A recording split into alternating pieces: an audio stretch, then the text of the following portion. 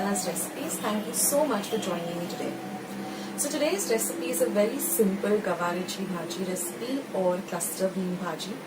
It doesn't have any onion in it or garlic, ginger, chillies, nothing. It's just super simple and gets ready also pretty quickly, and it's really delicious.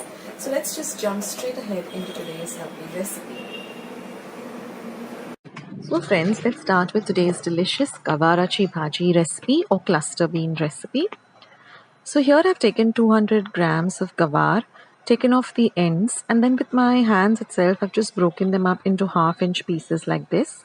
And then I'm going to soak them in water for about 10 minutes and then give them a thorough rinse and keep them in a sieve or sift. Now I'm going to add 1 tablespoon of oil to a pan.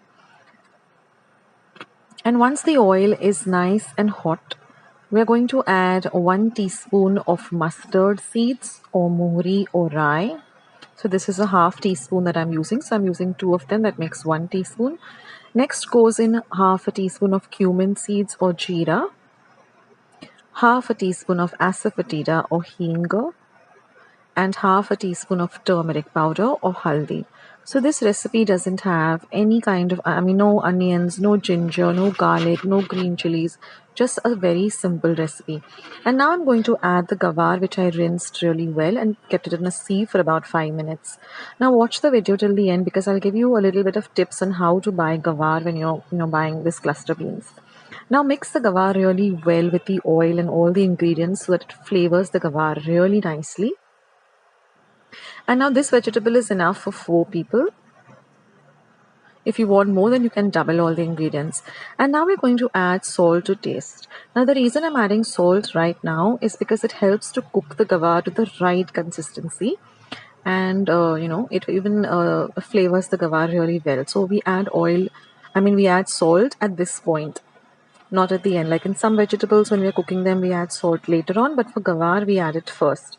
And now I'm just going to put a plate on top of it, and I'm going to add some water to the plate. And our flame is going to be on low. And we're going to keep this for about 5 minutes without stirring. After 5 minutes, you will see that there are some bubbles on top of the lid. Now what you're going to do is you're going to lift up the lid extremely carefully, and you're going to put in about half of the water from the lid into the gavar and mix it well. So this will cook the gavar really well, and it won't be rough, and it won't be tough on to eat. It'll get cooked really nicely. And now we're going to keep this again for about another 2 to 3 minutes, and all of the water has evaporated. And now we're just going to season it with some other few ingredients. So now I'm going to add a little bit of a few ingredients. I'll just take you through them. So first goes in 1 teaspoon of red chili powder.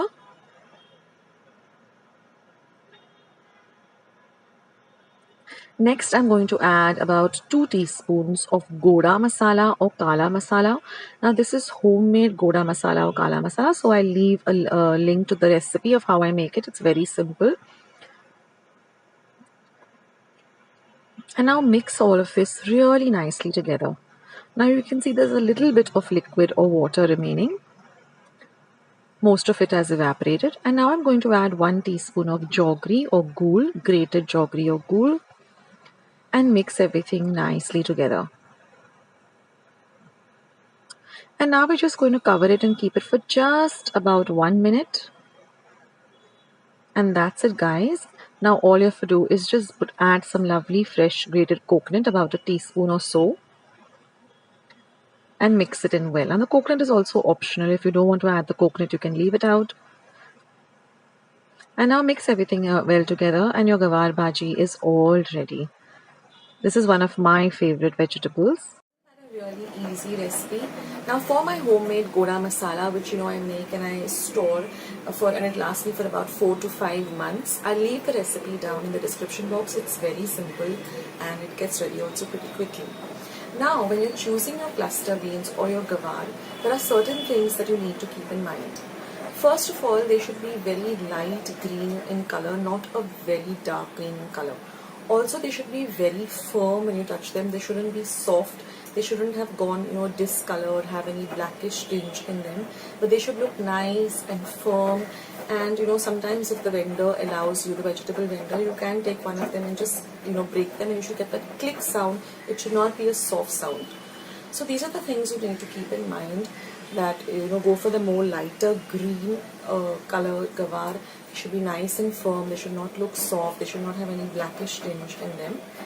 And those are the key points you need to keep in mind when you're buying gavar. So that's it for today's video. I'll join you in my next video sooner than you think. This is Akshata signing off. Take care, guys. Bye.